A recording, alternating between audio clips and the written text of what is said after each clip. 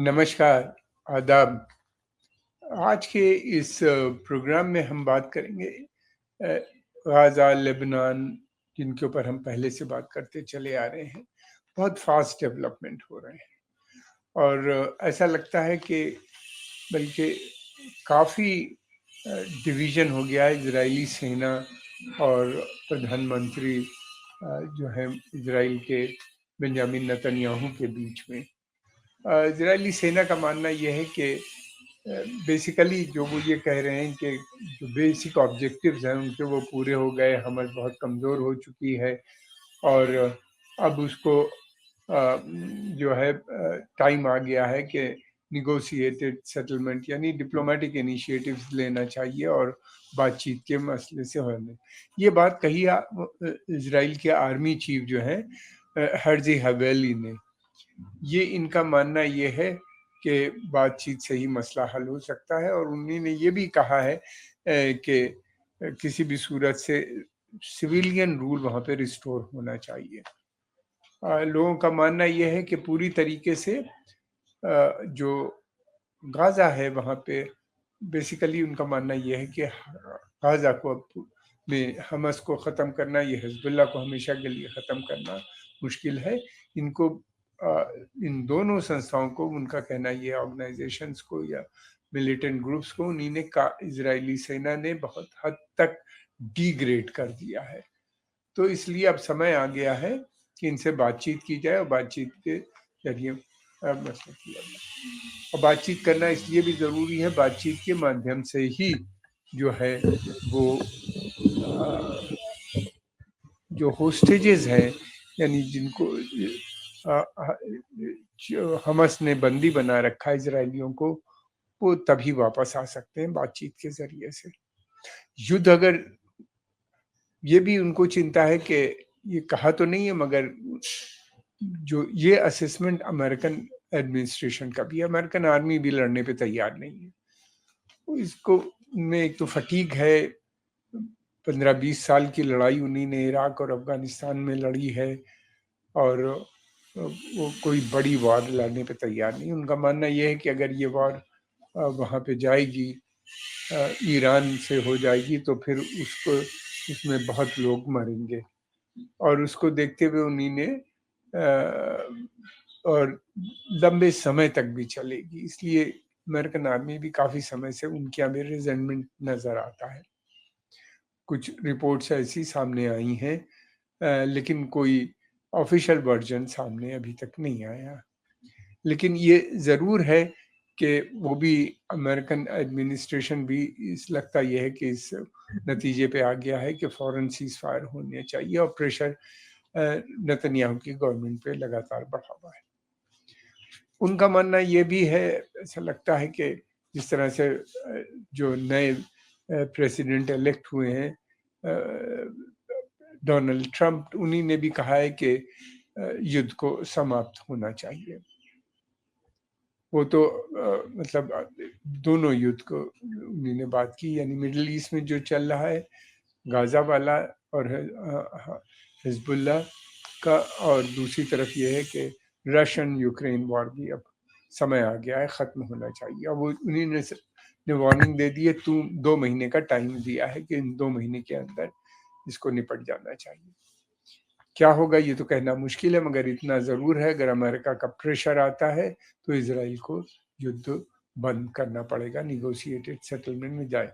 खबरें ये भी हैं कि इनडायरेक्ट टॉक्स हमास के साथ इज़राइल की चल रही है। आइदर इजिप्ट में चल रही होगी या कतर के अंदर, यही 2 जगहें सबसे ज़्यादा वहाँ पे होती है बातचीत। और तो क्या बातचीत चल रही है, किस तरह से ये प्रपोज़ल ये है कि एक इंटरिम रेज़ोल्यूशन यानी सीज़ फायर अगर आ जाए कुछ दिनों के लिए और फिर उसके बाद उसकी मुद्दत को बढ़ा दिया जाए। इस तरह के हैं प्रपोज़ल जो मीडिया में आए हुए हैं। और ये भी है कि दूसरी तरफ ये भी है कि अमेरिका को लगता है अब कि ईरान तक ये वार पहुँच जाएगी और वार के मतलब ये है पूरे क्षेत्र में फैल जाएगी, जिसके बारे में हम लोग काफ़ी समय से चर्चा कर रहे हैं। और ईरान काफ़ी शक्तिशाली देश है उससे निपटने में बहुत समय लगेगा, और दूसरी बात ये कि क्या कामयाबी मिलेगी इसकी कोई गारंटी नहीं है। दूसरी तरफ ये भी है कि ये जो वॉर है ये फैल के जो है पूरे क्षेत्र में फैल जाएगी, और ईरान ये बार-बार कह रहा है कि तेल की सप्लाई को वो डिस्टर्ब कर देगा। सभी जानकार लोगों का मानना ये है कि तेल की सप्लाई को डिस्टर्ब करने में उसको कोई ज़्यादा समय नहीं लगेगा।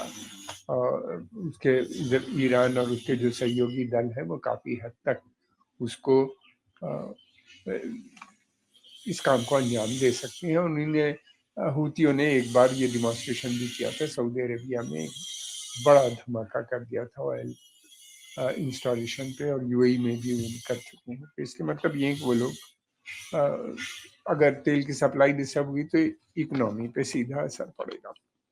हिजबुल्लाह के लिए भी सबका मानना ये है कि हिजबुल्लाह तो हमस से भी ज़्यादा स्ट्रांग है, और जो इनके ऑब्जेक्टिव है कि वहाँ के ऊपर वो एक बना लेंगे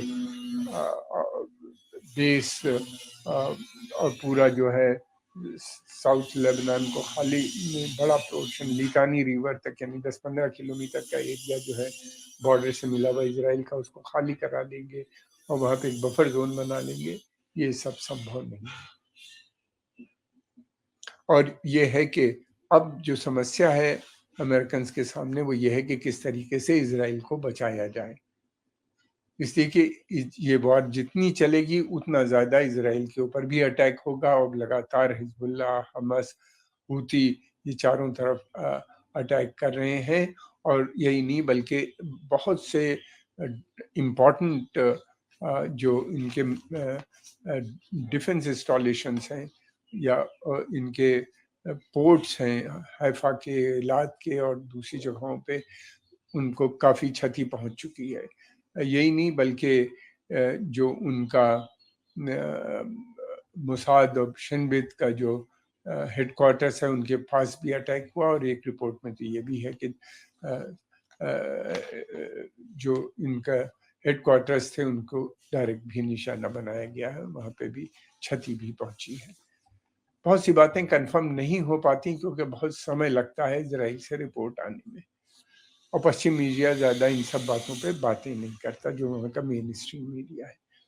अब देखना ये है कि क्या आने वाले समय में किस तरीके से ये लोग होते हैं, क्या ये होते हैं अगर अमेरिका का प्रेशर है, और अगर प्रेसिडेंट ट्रम्प ने वार्निंग दे दी है तो मैं समझता हूँ कि इस पे, लेकिन ये है कि ये 1 हफ्ता 10 दिन का जो होगा बातचीत के पीरियड में, इसमें बहुत ज़बरदस्त तरीके से इजराइल की कोशिश होगी कि गाज़ा में बर्बादी करना। फिर उसके अलावा ये भी है कि हाँ, लेबनान के अंदर भी, इसलिए कि इन लोगों की टैक्टिक्स है विड्रॉवल से पहले ये बहुत बुरी थी। अब देखना ये है कि किस तरीके की बातचीत, क्या ये टोटल विड्रॉवल होगा गाज़ा से इनका, इसलिए कि हमास इस बात पे अभी तक अटल है, मान नहीं रही, और रिलीज ऑफ प्रिजनर्स की भी बात कर रही है, तभी वो होस्टेजेस को छोड़ने की बात करते हैं।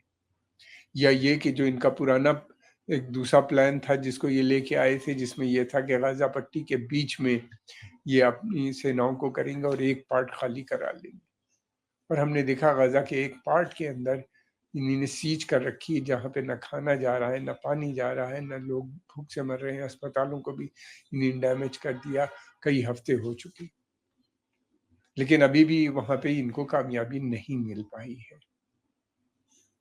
तो पूरे गाज़ा में तो बहुत मुश्किल है।